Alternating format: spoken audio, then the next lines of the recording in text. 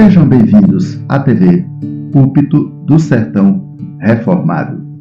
Queridos, no capítulo 8 do livro dos Atos, como já estamos trabalhando, vamos ler hoje a partir do versículo 14. A partir do versículo 14. Assim se encontra a palavra do Senhor.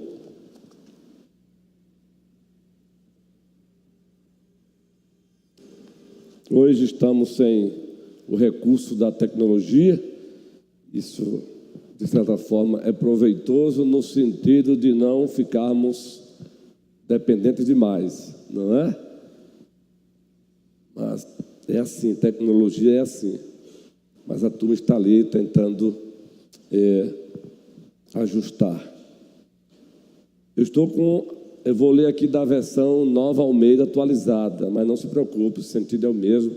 Se você estiver aí com a ARA, a Almeida atualizada, se você estiver com a Almeida corrigida, se você estiver com a Almeida corrigida fiel, se você estiver com a NVI, século XXI, contemporânea, fique tranquilo quanto a isso, tá bom? São muitas as traduções hoje, graças a Deus por isso. A NVT, Nova Versão Transformadora, King James. Não se preocupe, vamos lá.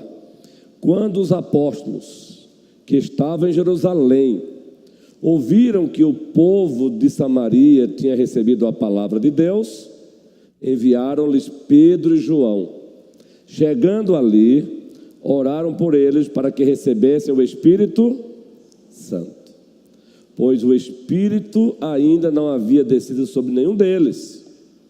Tinham apenas sido batizados em nome do Senhor Jesus. Então lhes impuseram as mãos e eles receberam o Espírito Santo. Quando Simão viu que pelo fato de os apóstolos imporem as mãos era concedido o Espírito Santo, ofereceu-lhes dinheiro, dizendo: dei também a mim este poder, para que a pessoa sobre a qual eu impuser as mãos receba o Espírito Santo. Mas Pedro respondeu: que o seu dinheiro seja destruído junto com você, pois você pensou que com ele poderia adquirir o dom de Deus. Não existe porção nem parte para você neste ministério, porque o seu coração não é reto diante de Deus. Portanto, arrependa-se desse mal e ore ao Senhor.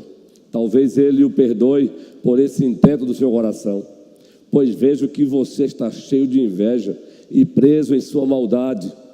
Simão disse aos apóstolos: peço que vocês orem ao Senhor por mim, para que não me sobrevenha nada do que vocês disseram.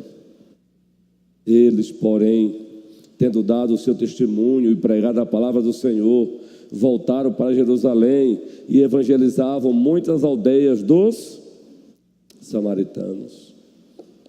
Um anjo do Senhor disse a Filipe: levante-se e vá para o sul, no caminho que desce de Jerusalém a Gaza. Este se acha o deserto. Filipe se levantou e foi. Havia um etíope, eunuco, alto oficial de Candace, rainha dos etíopes, o qual era superintendente de todo o seu tesouro.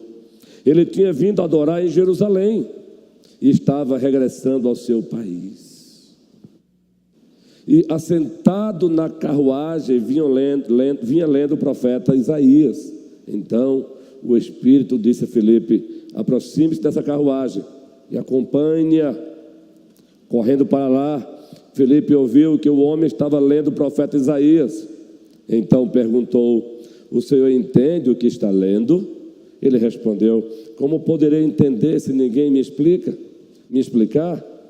E convidou Filipe a subir e sentar-se ao seu lado. Ora, a passagem da Escritura que ele estava lendo era esta: foi levado como ovelha ao matadouro, e como um cordeiro mudo diante do seu tosqueador, ele não abriu a boca. Na sua humilhação lhe negaram justiça. Quem poderá falar da sua descendência? Porque a vida dele é tirada da terra. Então o eunuco disse a Filipe: peço que você me explique a quem se refere o profeta. Fala de si mesmo ou de outra pessoa? Então Filipe explicou: E começando com esta passagem da Escritura, anunciou-lhes a mensagem de Jesus. Seguindo pelo caminho, chegaram a certo lugar onde havia água. Então o eunuco disse: eis aqui água, o que impede que eu seja batizado? Filipe respondeu: é lícito, se você crê de todo o coração. Então ele disse: creio que Jesus Cristo é o Filho de Deus. Então mandou parar a carruagem, ambos desceram a água e Filipe batizou o eunuco.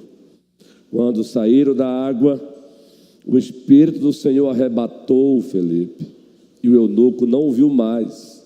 E este foi seguindo o seu caminho cheio de alegria, de júbilo.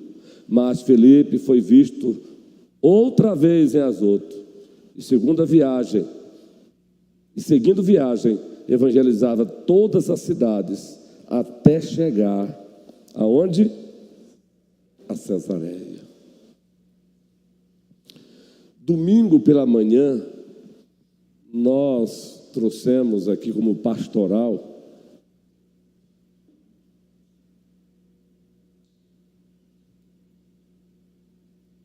características bíblicas da igreja. Lembram? Baseado em 1 Timóteo, carta de Deus. Características bíblicas da igreja. E uma das características que relembramos aqui para os irmãos é que a igreja ela é doxológica. Doxológica. A igreja existe da parte de Deus e ela é direcionada para a glória de Deus. É o que significa ser uma igreja doxológica. Ela existe da parte de Deus e ela é direcionada para a glória de Deus. Dissemos isso aqui. Dissemos também que a igreja ela é logocêntrica. A igreja ela é centrada na palavra inspirada e inerrante de Deus. Muito especialmente na palavra encarnada, para quem a palavra escrita aponta: Jesus Cristo. É isso que significa ser uma igreja logocêntrica. Dissemos aqui também que a igreja ela é pneumodinâmica, pneumos. Se você pegar a Bíblia no Novo Testamento grego, a palavra que vai estar lá para o Espírito é pneuma. Pneuma, no grego. Então, se você for a um médico do coração, você vai usar o grego. É o cardiologista, cardia, é grego. Até a nossa medicina ela é influenciada pelo vocabulário grego. Oftalmo, otorrino, e por aí vai. Então, por que em teologia não podemos também usufruir de uma linguagem que o Novo Testamento está em grego, não é? Então, é didático isso. A igreja ela é pneumodinâmica. O que é isso? Ela foi criada, reunida, santificada, preservada e dirigida pelo Espírito Santo. Então ela é pneumodinâmica. É bíblico isso. Também dissemos aqui que a igreja ela é pactual. O que significa isso? É que a igreja vive num relacionamento pactual, tanto no aspecto vertical como horizontal, estabelecido por Deus. A igreja é pactual, vou repetir. O seu relacionamento é pactual. Ela vive num relacionamento pactual, de aliança, que tem dois aspectos, vertical e horizontal. E quem estabeleceu isso? Deus, de forma soberana, unilateral, graciosa. Mas também dissemos aqui que a igreja ela é confessional. Ela existe também para confessar a sua fé subjetiva, ou seja, a sua confiança no Deus que subsiste em três pessoas, o Pai, o Filho e o Espírito Santo. Mas ao mesmo tempo ela confessa a sua fé objetiva. E o que é a fé objetiva? A fé que foi revelada, a revelação de Deus, a Bíblia. Lembre-se que Pedro confessou: tu és o Cristo, o Filho do Deus vivo. Dissemos aqui também que a igreja é missionária. Eu quero me apegar a isso já para o livro de Atos. O que significa a igreja ser missional? Ela não existe para si mesma, ela existe para Deus, ela existe para o Mission Dei, ela existe para a missão de Deus. Eu tenho 2 livros nessa área. Uma é Mission Dei, a missão de Deus, um livro com quase 1000 páginas. O outro livro é Mission Ecclesiae, a missão da igreja. É Deus quem determina a missão da igreja. A igreja não tem uma missão. Quem tem a missão é Deus, e Ele convida a igreja para a sua missão. É diferente isso. Então, uma igreja missional, ela entende que ela não existe para si mesma, ela existe para Deus. E por último, dissemos que a igreja ela é espaço-tempo escatológico. O que significa isso? Ela já usufrui das bênçãos do reino aqui e agora, mas ainda não na sua plenitude. A plenitude se dará na volta de Cristo, com a volta de Cristo. 7 características maravilhosas da igreja. E para incentivar os irmãos a lerem, eu até indiquei lá o livro texto, um dos livros textos de eclesiologia que eu gosto de visitar com frequência para poder abençoar a igreja. Mas eu quero me ater aqui a um deles. A igreja é missional. Significa que a igreja não existe para si mesma, ela existe para a missão de Deus. E é o que nós encontramos no capítulo 8 do livro dos Atos dos Apóstolos. Nós encontramos a igreja sendo missional. Nós encontramos a igreja no capítulo 8 do livro dos Atos dos Apóstolos, Tainá, Alice, Vanessa. Nós encontramos justamente ela vivendo para a missão de Deus. Ela é engajada na missão de Deus. Ela é envolvida na missão de Deus. A igreja não inventou uma missão para ela. A igreja já é fruto da missão de Deus. Deus a trouxe à existência. E ao mesmo tempo, Bia, que Deus a trouxe à existência, Ele chama essa igreja para a missão. Olha que coisa massa, hein? E é o que nós encontramos no livro dos Atos dos Apóstolos. A igreja sendo missional. Sendo missional. E aí, se você pegar o comentário do livro dos Atos dos Apóstolos, do papai John Stott, que já está com o Senhor, ele também tem um comentário muito bom sobre isso. Ou, se você pegar o de Simon Kistemaker, 2 volumes, cada um com mais 400 páginas. Ou, se você pegar o do príncipe dos pregadores brasileiros, o reverendo Hernandes Dias Lopes. Ou, se você pegar o do também servo de Deus, Paulo Anglada, que escreveu 4 volumes, já citamos aqui. Estou citando aqui apenas para incentivar, para mobilizar. E outros tantos mais que temos o privilégio de usufruir de comentários, vocês vão ver que todos vão dizer a mesma coisa. Capítulo 8, nós encontramos a igreja na sua missionalidade. Encontramos a igreja envolvida na missão de Deus, engajada na missão de Deus, queridos. É o que nós encontramos. E aí, só para relembrar e aqui adentrarmos, darmos um zoom, nós estamos no aspecto geral. Daqui a pouco eu vou dar um zoom no texto que foi lido hoje. O reverendo Hernandes, no seu comentário do livro dos Atos dos Apóstolos, eu tenho citado muito aqui o Paulo Anglada, vou deixá-lo hoje de lado, vou ficar com o Hernandes no seu comentário. Quando você pega os títulos que ele concede lá, os parágrafos do capítulo 8, você percebe que todos eles falam da missionalidade da igreja. Descreve a igreja em movimento. Agora, uma igreja em movimento, um movimento voltado para a missão de Deus e não para ela mesma. A igreja precisa tomar cuidado para não ficar ensimesmada, para não ficar narcisista, para não se apaixonar por ela demais. Nós temos que amar a igreja, mas amar a igreja com o amor de Deus. Mas quando a igreja deixa de amar a igreja com o amor de Deus, ou quando a própria igreja ela não entende que o amor tem que ser o amor de Deus, a natureza desse amor é o amor de Deus, ela deixa de praticar esse amor e ela passa a ser narcisista.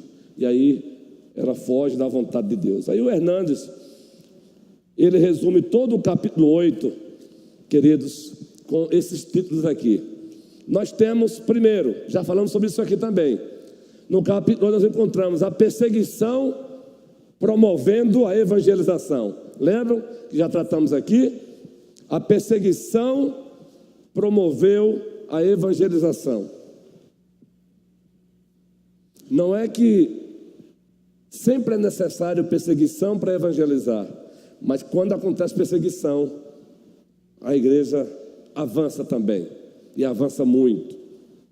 Você vê isso logo nos primeiros versículos do capítulo 8, e nós já tratamos disso aqui. Segundo subtítulo que ele dá a um dos parágrafos aqui, a força leiga amplia a evangelização. Eu não gosto muito dessa linguagem leiga. O que ele quer falar com força leiga é uma referência à membresia da igreja, às ovelhas.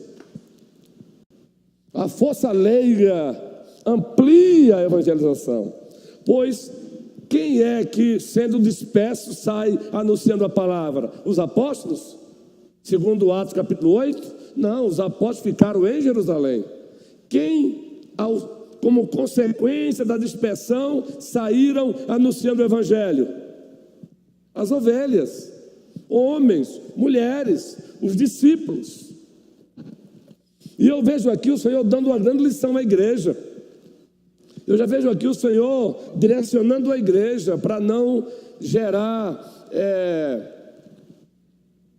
anomalias na igreja. Uns fazendo e outros não. Ou só quem pode fazer isso é cada um fazendo conforme o dom que recebeu. Agora, conforme o dom que recebeu. Os apóstolos continuaram nos seus postos de trabalho. E aqueles que haviam sido dispersos também nos seus postos de trabalho. A membresia. Mas o reverendo Hernandes também ele coloca como um dos seus títulos para um dos parágrafos do capítulo 8, a pregação aos ouvidos e aos olhos da credibilidade e evangelização. E ele fala isso baseado na vida de Filipe. A pregação aos ouvidos é a pregação verbal. A pregação aos olhos é a vida que se vive centrada no evangelho. É você viver de acordo com. Aí, com base na vida de Filipe, Hernandes usa essa linguagem. Filipe pregava aos ouvidos, mas também ele pregava aos olhos dos samaritanos, porque ele vivia de acordo com. Ele tinha uma vida centrada em Cristo. E a gente vê isso. A gente já trabalhou até aí. A gente já trabalhou isso. Mas muito mais do que isso, só para resumir aqui, a evangelização desmascara o misticismo. Eu colocaria o evangelho é a luz que expurga as trevas. Quem estava lá em Samaria sendo endeusado como um homem que tinha um grande poder? Simão, o mágico. Mas quando o evangelho chega lá, as trevas são exorcizadas pelo poder do evangelho. Tratamos disso aqui há 8 dias. Lembram? Tratamos disso aqui. Não será diferente hoje, não. Outra coisa que acontece, preste bem atenção, a evangelização precisa ser dirigida pelo Espírito Santo.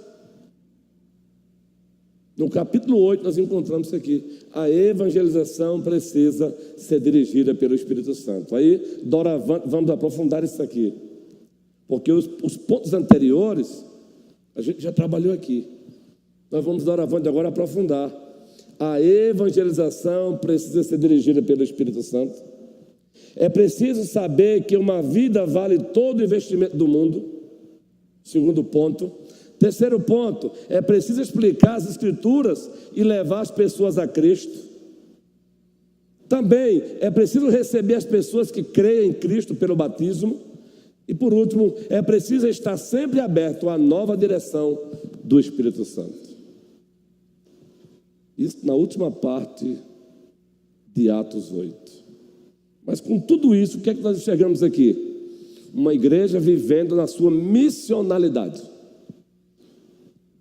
Uma igreja que não estava com os olhos fitos no seu umbigo, em si mesmadas, cheia de si, mas uma igreja totalmente engajada na missão de Deus. Na missão de Deus. Exemplo, aí sim vamos para o texto, para a gente continuar. Vejam só.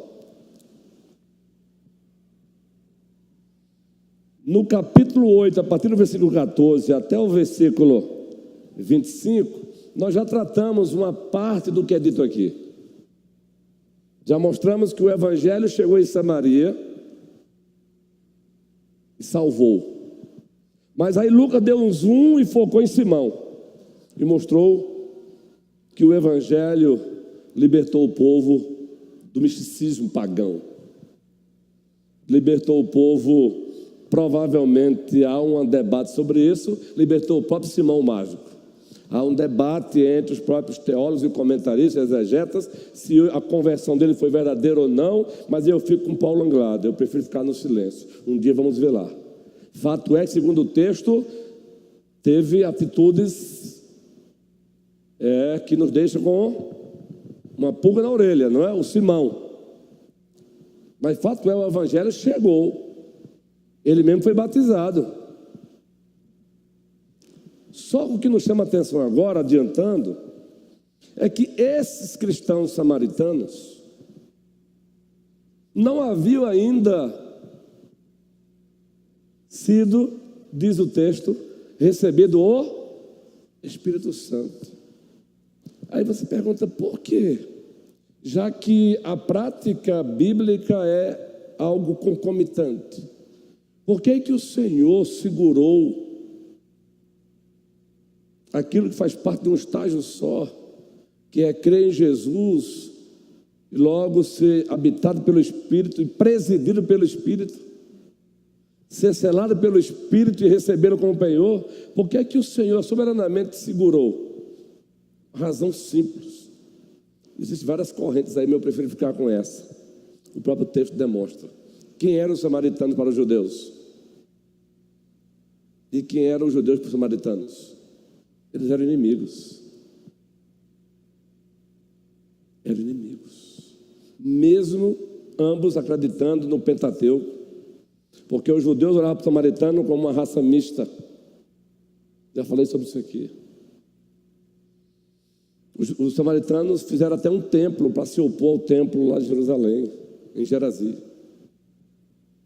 Tudo isso começou a acontecer quando a Síria invadiu o Reino do Norte. Quando a Síria invadiu o Reino do Norte, aí começou a ter casamento de judeus nas pessoas pagãs, e aí, por morarem também em Samaria, Samaria ser a capital do Reino do Norte, então eram chamados de samaritanos, mas eram chamados de samaritanos de forma pejorativa também, porque eram mistos.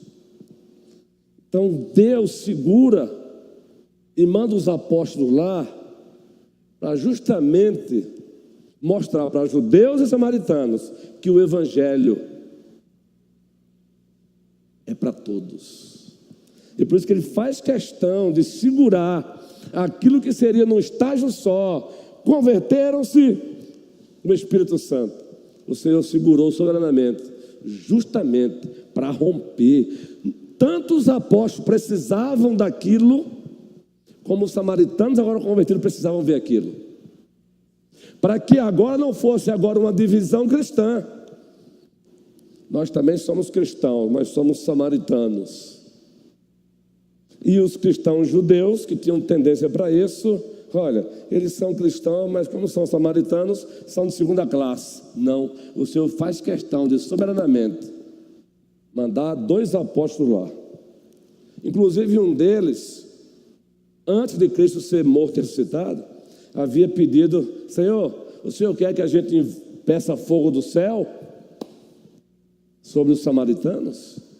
E agora quem está lá agora vendo o Senhor salvar os samaritanos? João e Pedro. E quem é que ora para que os samaritanos recebessem o Espírito Santo? Os cristãos? João e Pedro. Então o Senhor é perfeito na sua didática. Ele rompe preconceitos étnicos de forma extraordinária. O Senhor fez isso porque ele estava ali rompendo. Ele queria mostrar tanto para Pedro, como para João, como para os próprios samaritanos cristãos, que a igreja é uma. Ele é perfeito. Ele é perfeito. Então, uma igreja missionária, nós já falamos isso aqui, ela rompe com as barreiras do preconceito étnico, racial, cultural, social, econômico. O evangelho é para judeus, samaritanos, gentios, ricos, pobres. Uma igreja missional é uma igreja que se encontra em movimento, mas ela não se encontra em movimento apenas em direção àqueles que chamam atenção, que lhe chamam atenção, aqueles que têm ou que não têm. Ela está em movimento em direção a todos. Aliás, a soberania cósmica de Cristo implica de que a igreja deve ir atrás de todos. Ela deve ir ao encontro de todos. Ela deve sair em direção a todos. O resultado é com o Senhor, mas ela deve sair em direção a todos.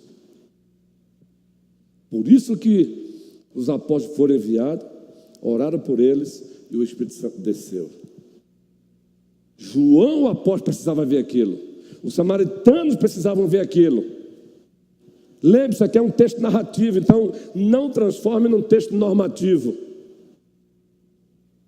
Em hermenêutica você aprende o que é texto narrativo ou descritivo do que é texto normativo. Um texto narrativo, nem tudo que está lá se repete hoje, apenas os princípios. O texto normativo, não, ele é vigente, continua hoje. Então, alguns detalhes aqui de Atos aqui é texto narrativo. Então, não é em dois estágios. Quem se converte hoje, automaticamente é habitado pelo Espírito, presidido pelo Espírito, e a Bíblia não diz que tem que ter a evidência do dom de línguas. Deus usou com muita ênfase a evidência do dom de língua, muito especialmente no primeiro século, porque justamente a igreja estava saindo da antiga administração da aliança da graça para a nova. Ele também estava rompendo com os preconceitos étnicos, raciais. Pedro está na casa de Cornélio, eu vou chegar lá nesse texto. Hoje não, é claro. Pedro chega na casa de Cornélio, ainda chega como? Mesmo Deus, Carlos, tendo feito tudo aquilo, né? Lençóis, Deus é perfeito. É o Pedro apóstolo, viu? É o Pedro pós-Pentecostes, para mostrar para você que mesmo pós-Pentecostes ainda tinha fraqueza em Pedro, como tem em nós hoje, viu? Mesmo assim, Pedro, ele chega lá na casa de Cornélio com dedos, com preocupado, viu? E olha o que é que Deus faz lá. Antes de Pedro terminar a pregação, o que é que Deus faz? O Espírito Santo desce, meu irmão. É uma lição, é mais uma lição sobre Pedro. E mais, Pedro estava acompanhado de outros cristãos judeus, que tinham ainda resquícios de preconceitos étnicos, raciais. Então, antes de Pedro terminar a pregação, o Espírito Santo foi derramado na casa de Cornélio, um gentio temente a Deus. Esse é o nosso Deus. Então, uma igreja missional, ela está em movimento, mas ela está em movimento em direção a todos, pobres e ricos, letrados e iletrados, quem mora em mansões, quem mora em casebres, porque o mesmo evangelho é para todos. Mas aí o texto continua. Porque depois dessa cena aqui, agora não é Filipe e os samaritanos. Agora não são os apóstolos orando e descendo o Espírito Santo. Agora é uma outra cena, com Filipe, mas envolvendo agora um outro homem, um eunuco, tesoureiro da rainha de Candace. Africano, negro ou preto, como a política identitária gosta de pegar isso para fazer suas promoções, porque para Deus o valor do ser humano não está na cor, Se ele é preto, se ele é branco, está no fato de que preto e branco, seja lá o que for, rico ou pobre, foram feitos à imagem e semelhança de Deus. O branco tem valor, o preto tem valor. E a criança no ventre de uma mãe tem valor. É engraçado, não é? Como a ética dessas pessoas são situacionistas. Aqui e acolá você encontra um preto ou um negro defendendo uma ética conservadora, aí eles deixam de vê-lo como negro e preto. O Evangelho rompe com tudo isso. Aqui o africano aqui, ó, era preto, como gosto de chamar hoje o negro. Era ser humano, digno de ser respeitado. Não era coitadinho. Aqui e acolá eu encontro uns cabras dessa pele aí na rede social que eu valorizo. O cabra diz, ó, eu não quero ninguém com pena de mim não, porque minha pele é isso não. Eu sou ser humano tanto quanto os outros. E eu, isso cabra macho, é isso mesmo. Você não é menos inteligente do que o branco não. Então você não precisa dessas coisinhas, dessas migalhas de quem quer que seja não. Se valorize. Essas migalhazinhas de gente que diz que está preocupado com não está preocupado que nada. As mesmas, se encontrar um desses por aí, nem dá um oi. O Evangelho rompe com isso. É por isso que o Evangelho está acima de tudo isso. O Evangelho está acima de tudo isso. Mas aí começa, versículo 26, algo que nos chama a atenção. Um anjo do Senhor disse a Filipe: levante-se e vá para o sul, no caminho que desce de Jerusalém a Gaza. Este se acha deserto. Filipe se levantou e foi. E você já sabe a sequência do texto. Deixa eu olhar o horário aqui. Quem foi que disse para Filipe: levante-se e vá para tal lugar? Quem foi que fez isso? Quem foi que disse?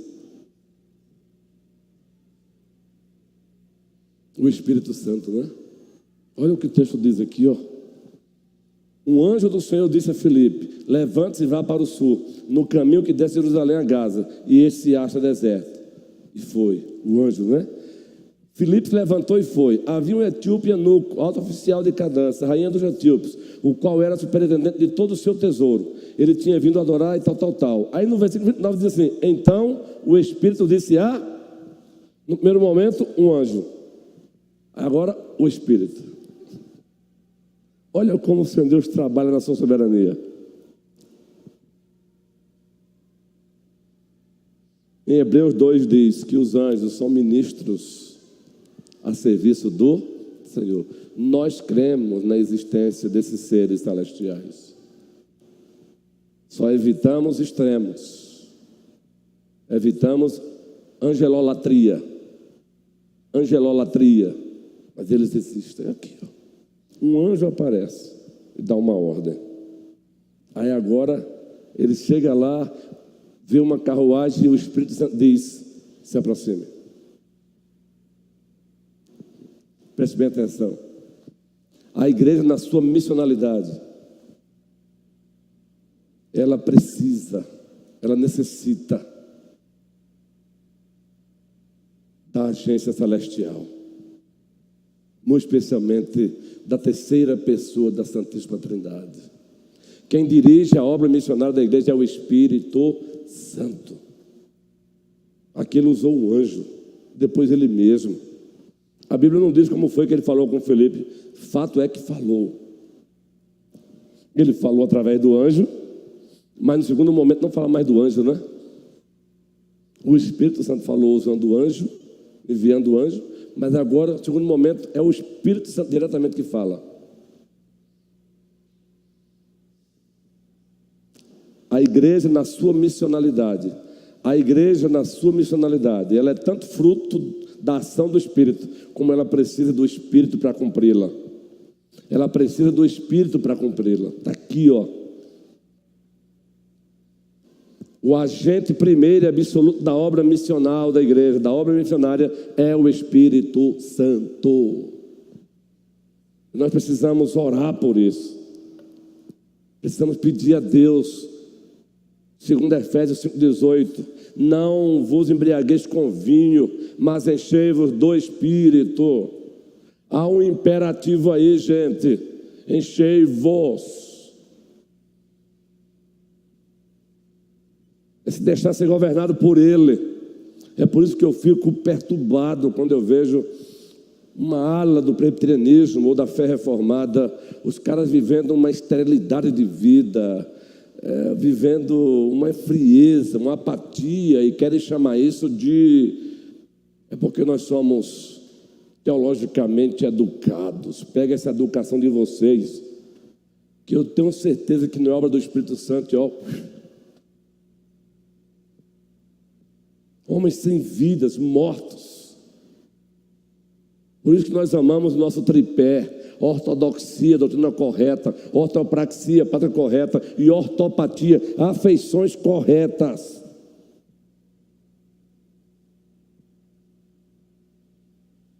O que está aqui, é muito importante para o Senhor. Está aqui, no centro de comando do coração. Agora preste bem atenção. Falamos que o Espírito Santo é o agente primeiro e absoluto. Eu vou encerrar com esse próximo ponto. Na próxima quinta eu encerro o capítulo. A igreja na sua missionalidade. A igreja, ela é missional, ela deve ser missional, ela deve ser encontrada em movimento. Ela tem que praticar evangelismo de massa. Você vê Filipe praticando evangelismo de massa em Samaria, pregando para multidões, mas ao mesmo tempo ela tem que, um dos seus representantes, ovelhas, discípulos, ela tem que estar disposta a sair em direção a uma pessoa só. Filipe saiu do meio da multidão, primeiro recebendo a ordem de um anjo, depois o Espírito Santo diretamente, e ele foi ao encontro de um homem só. Então a igreja tem que valorizar a evangelização em massa, mas também ela tem que valorizar a evangelização pessoal. Para isso, ela tem que ser uma igreja presidida pelo Espírito Santo. É o que eu mais vejo hoje, são pregadores dizendo isso. Os pastores têm que pregar com o mesmo entusiasmo para 500 pessoas, pregar para 30. No discurso é muito fácil dizer isso, mas eu não vejo pregador famoso receber convite de igreja de 30 membros e ele aceitar. O desafio é esse. Eu sei que existe toda uma logística complicada, porque além do cara se colocar à disposição, ela tem que comprar ele mesmo a passagem, também não dá. Só que eu não vejo, com exceção de um ou outro, os mesmos que dizem isso, receber um convite de uma igreja pequena de 40 membros e aceitar. Eu não vejo. Então isso, eu fico com a pulga na orelha. Então, por que quando a igrejazinha pequenininha ali chama, tu não aceita, cara? Qual é a razão? Tua agenda está sempre cheia para igrejas tal. Agora, para a igreja com 4.000 membros, que o presentezinho é bonito, aí a tua agenda tem vaga. E aqui, por favor, nada de generalização. Eu não estou aqui generalizando. Só estou dizendo, o que me preocupa é que para alguns desses, a agenda está cheia. Não tem espaço, meu irmão, para igrejas pequenas, que a oferta não enche muitos olhos. Mas está sempre aberta, e eu tenho visto isso por aí, no Facebook, conversando com um colega ou outro. Mas para igrejas grandes, que a oferta é agradável, e não há nenhum problema que seja agradável, a agenda está sempre aberta. Eu tenho dito para mim mesmo que eu acho que o Senhor me levantou com o espírito de Micaías. E não é de hoje não, são 25 anos com essa pegada. Então a igreja tem que estar disposta a ir, seja uma evangelização em massa, seja atrás de um só. Ela tem que estar disposta. Não é só quando o ministério Zaqueu está na rua, não. É quando Bia está lá na faculdade. Também Deus coloca uma jovem colega dela na rota dela. Isso também é a igreja evangelizando. Carlos, vai chegar o microfone aí, guerreiro.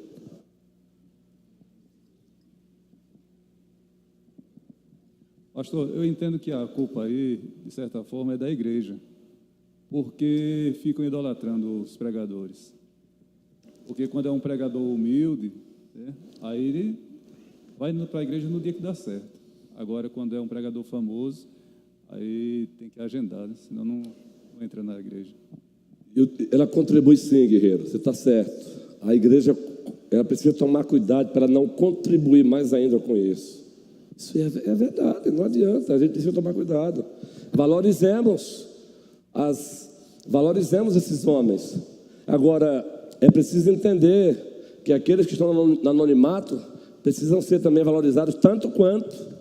Senão a gente cria o que Tiago diz lá. Eu estou expondo o Tiago na EBD. Entra uma pessoa rica na igreja e vocês colocam para eles os primeiros. Isso estava acontecendo no primeiro século, viu, gente? Está lá, eu vou entrar em Tiago, capítulo 2. Sem pressa, estamos expondo o Tiago, cristianismo autêntico e prático. Chega um rico na vossa congregação e vocês estão concedendo a ele os primeiros bancos. Está chegando um homem simplesinho, a roupazinha já desgastada, e vocês não estão nem preocupados se tem cadeira para eles. Então, Carlos, Tiago era o Micaías do Novo Testamento. Então, a igreja do Senhor precisa tomar cuidado mesmo com isso. Ela precisa tomar cuidado com isso. Tem que valorizar todos, louvar a Deus mas também por. Tá certo, precisamos tomar cuidado, entendeu? Porque senão, meu irmãozinho, a gente comete acepção de pessoas até no trato com os pastores. O pastor pá, a gente dá um presente pá. O pastorzinho X, a gente dá um presente X. Quando, na verdade, o valor deles não está em serem famosos ou não. Aliás, aqui eu quero evocar a fala de Hernando Dias Lopes. Ele disse, a igreja não precisa... Hernando Dias Lopes, porque eu tinha admiração. Deus não precisa de estrelas para fazer a sua obra avançar. Oh, que palavra é essa? E ele citou novamente aqui no Aviva Sertão. Deus não precisa de estrelas para fazer a obra dele avançar. Presbítero César. Isso, eu acho que está em consonância com o que o senhor acabou de falar. A igreja, na realidade, ela tem referenciais e a gente tem que fazer essa diferenciação, né? Pessoas que são referências e não ídolos, né?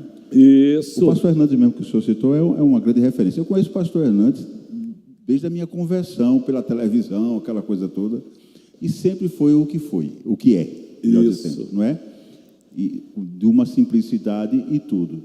Pessoas assim são referências para nós, não são ídolos, né? Devem ser consideradas, devem ser honradas, têm o seu espaço e são referências para nós. Assim como o próprio apóstolo Paulo no passado, assim como Pedro também no passado, não é? Porque senão também a gente começa a criar uma rejeição a estes, equilíbrio, não é? Em relação aos tratos, e honra aqueles que se destacam, né? Que procuram holofortes ou serem estrelas, mas que procuram explanar e expor a palavra como convém, né? E chamar a atenção. E aí, onde pode acontecer o erro por parte da igreja, ou de algum ou outro, na sua caminhada ainda de santidade, de confundir referência com idolatria. Com idolatria. Com ídolos. Boa. Então, gente, para encerrar, a gente precisa tomar cuidado de fato. E aí, bem colocou o César. Todos nós precisamos de referência. Todos nós precisamos de referência. E Deus levanta referências em níveis diversos. Mas é tão bom quando você vê um próprio homem como Hernandes com essa referência, dizer que Deus não precisa de estrelas para fazer a obra dele avançar. É muito bom. É isso e aquilo. Onde é que está o problema também nisso, Carlos, a gente falou? É que geralmente a gente só fica com é isso. Mas a gente esquece do aquilo. Vamos lá então, para aplicar e fechar de vez, além das boas falas, tanto tu como o de César. A igreja deve trabalhar com esses que Deus levanta para abençoar a nação, que Deus levanta mesmo, mas também com aqueles. Então, são esses e aqueles. O problema é que a igreja tem a mania de ficar com o quê? De gerar um dualismo. ou esses, ou aqueles. São eles do tipo Augustus, são eles do tipo Hernandes, são eles do tipo Grangeiro, amém? Mas também aqueles do tipo Adriane, do tipo Bruno, do tipo Sila Júnior, do tipo, vamos lá, me ajudem, pastor Marcelino, do tipo, me ajudem, Edsandro, um trabalho lindo, pastor Edsandro. Falar em Edsandro, lançou no anonimatozinho, já lançou 3 livros, lá de Petrolândia. Entendeu? Você falou aí, Marlene? O que está no Evangelho Sertão, do Piauí, o Diogo, isso, o Diogo. Querido, eu estava no reunião do presbitério agora, lá no Interregno lá, e eu até perguntei para ele se tinha literatura, panfleto na linguagem, panfleto em cordel, grave isso aí, a gente precisa, pastor, está lá o site, e pode imprimir à vontade, panfleto evangelístico em cordel, presbítero César. Diogo, está lá no Piauí, Caridade do Piauí, Otávio Campos, que foi uma bênção. Então, resumindo, são aqueles e também aqueles. Qual é o nosso problema? Ou queremos ficar apenas com aqueles, e às vezes por motivações pecaminosas, ou queremos ficar apenas com eles. Aí para Deus é pecado. Que o Senhor nos abençoe, que o Senhor nos ajude, em nome de Jesus Cristo.